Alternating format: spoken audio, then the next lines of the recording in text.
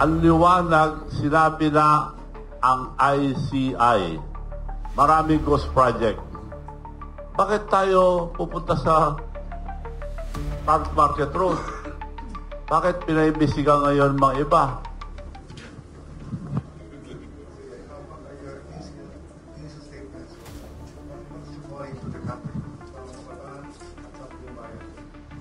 Well, dapat may isang salita tayong lahat. Dahil ngayon ang nangyayari sa ating bansa, nalilinlang na tayo. Marami nang hindi nagsasabi ang totoo. Gumagamit ng mga nababayaran at hindi po maganda yun, wala tayong pupuntahan. Right now, mahirap tayong magprogreso itong ganitong klaseng pamamalakad ng gobyerno kung pagtatakpan nila ang katiwalaan, mag-graft and corruption. Wala ang nangyayari na ngayon, ihinto na yung investigasyon. Puro divert na yung issue. Marami nagsasabi, this is the biggest scam ever. And it was proven already. Ghost project. Ang dami pong ghost project.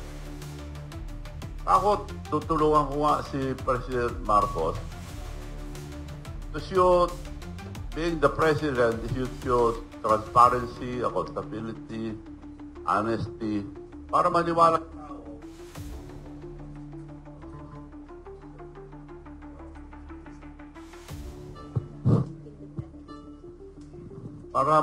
ang tao sa kanya, unahin niya yung probinsya niya.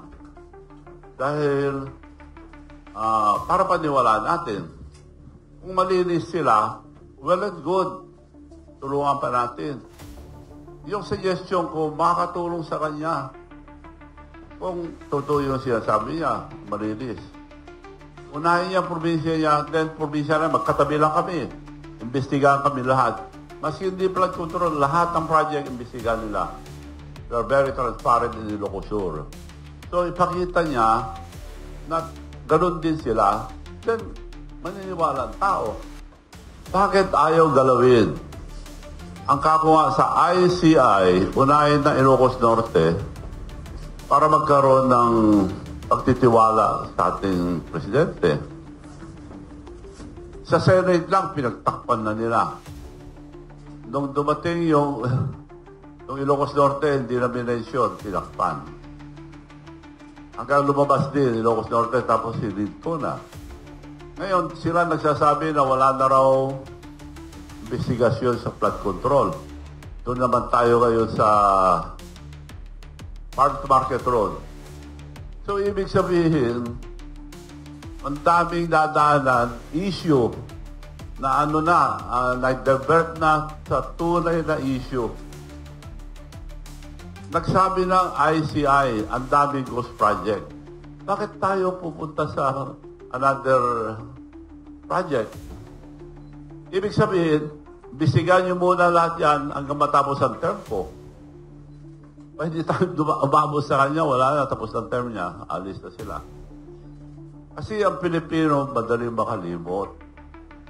So, paalala ko lang sa ating kababayan, yung nangyari sa parents nila, napatalsik, napaalis, due to graft and corruption. Nakakaya nga, nasa Guinness Book of Record.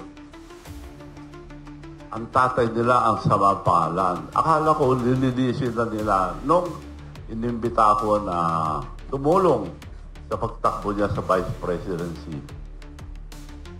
Ako lang nagsabi na, presidente muna, pag nag-file, but at that time, wala tatalo kay Inday Sara. So ako lang nagsabi na, presidente muna, pero pag nag-file si Sara, you have to slide down. I have the leverage to talk to Sara. Ikaw ang vice, protected ka na. Palakpakan pa yung mga leaders. Sabi niya, thank you, Manong. Yun lang. So all the way, tinulungan ko. Pera, lahat, nagkakuha ng kontribusyon. So, nakalimutan ako, okay lang, wala akong samaan loob doon. Talagang ganyan ang buhay eh. Kaya lang may Alzheimer ka ako dahil nakalimutan na nga eh. Of course, tumulo ako. Eh di, yung mga mayors naman, maraming problema bawat there are 1,500 municipalities. Halos lahat, siyempre sasabihin nila ang mga problema nila. So, gusto ko man dalhin na, wala na. So, nagtataka kami lahat, okay lang, wala tayong magawa kung yun ang gusto nila. Pinagkantay ako ng pinagkantay for 3 years. Antay ka lang, antay. Hanggang naging anti-Marcos na ako. So, yun po ang nangyari. Sana po, wag tayong pabudol. Dahil, ang liwanag, sinabi na ang ICI, maraming ghost project. Bakit tayo pupunta sa Farmers Market Road? Bakit pinaimbisigan ngayon mga iba? Hindi naman po tayo gago lahat ng mga Pilipino. Parang ginagago na tayo mga Pilipino. Siya naglabas. May Alzheimer nga siya dahil hindi niya alam, damay siya. Sila ang target, third biggest beneficiary of the Diskaya. Paano nakakuha si Diskaya ng 31 billion in 3 years na term ni BBM? 31 billion nakuha niya. Matagal na ako sa construction business. Never ako nakatanggap ng 1 billion na nakapag-project ng 1 billion. Ngayon, ako pa binibitangan ngayon. Wala kami project ni Diskaya ron. Wala kami...